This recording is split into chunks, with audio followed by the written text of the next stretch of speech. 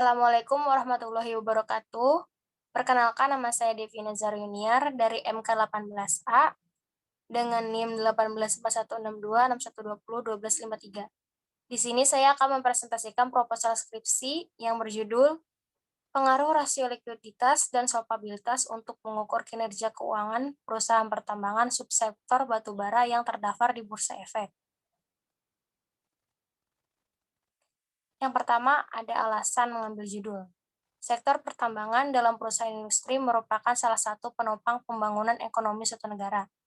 Karena perannya sebagai penyedia sumber daya energi yang sangat diperlukan bagi pertumbuhan perekonomian suatu negara, analisis rasio keuangan ini bermanfaat untuk dijadikan sebagai alat kinerja dan prestasi perusahaan. Apabila kinerja keuangan perusahaan menunjukkan keberhasilan perusahaan tersebut dan adanya prospek yang baik, maka sahamnya akan diminati oleh investor dan harganya akan meningkat.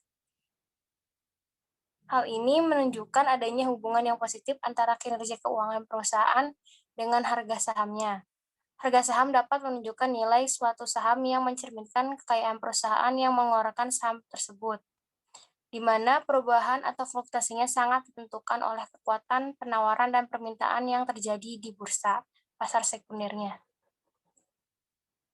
Selanjutnya ada fenomena dapat disimpulkan dari fenomena bahwa harga saham perusahaan sektor pertambangan batubara yang terdaftar di Bursa Efek Indonesia mengalami fluktuasi. Turun atau naiknya harga saham dikarenakan pengaruh dari kinerja perusahaan tersebut.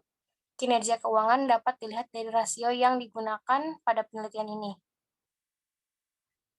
Di sini ada indikator dari setiap variabel. Di sini yang pertama ada likuiditas. Likuiditas adalah bagaimana perusahaan membayar utang jangka pendek yang dimiliki saat jatuh tempo. Untuk solvabilitas adalah bagaimana perusahaan dapat membayar hutangnya yang dalam jangka pendek maupun jangka panjang. Lalu di sini ada kinerja keuangan. Kinerja keuangan adalah bagaimana pencapaian keberhasilan dari perusahaan tersebut yang telah dilakukan. Selanjutnya, di sini ada rumus-rumus dari likuiditas. Yang pertama ada current ratio. Di sini rumusnya adalah aset lancar dibagi dengan hutang lancar. Lalu ada quick ratio, di mana kas ditambah efek ditambah piutang dibagi dengan hutang lancar. Lalu cash ratio adalah kas ditambah efek dibagi dengan hutang lancar. Selanjutnya, ada solvabilitas, di mana di sini ada debt to equity ratio, yaitu total hutang dibagi dengan modal sendiri, debt to asset ratio, di mana total hutang dibagi dengan total aset, lalu untuk long term debt to equity ratio, di mana hutang jangka pendek dibagi dengan modal sendiri.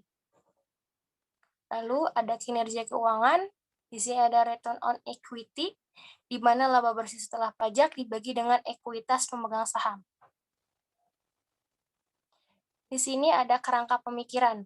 Dalam kerangka pemikiran ini, variabel independen yang digunakan adalah rasio likuiditas dan rasio solvabilitas. Sedangkan variabel dependen yang digunakan adalah kinerja keuangan. Lihat di sini ada likuiditas, X1 atau current ratio. Lalu yang kedua atau X2-nya ada solvabilitas, debt to equity ratio. Dan Y-nya adalah kinerja keuangan, di mana X1 dan X2 itu mempengaruhi Y. Mereka semua berhubungan.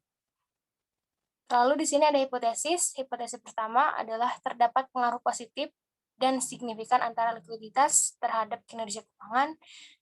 Hipotesis kedua di sini ada terdapat pengaruh positif dan signifikan antara solvabilitas terhadap kinerja keuangan, dan yang terakhir ada secara simultan terdapat pengaruh positif antara likuiditas dan solvabilitas terhadap kinerja keuangan.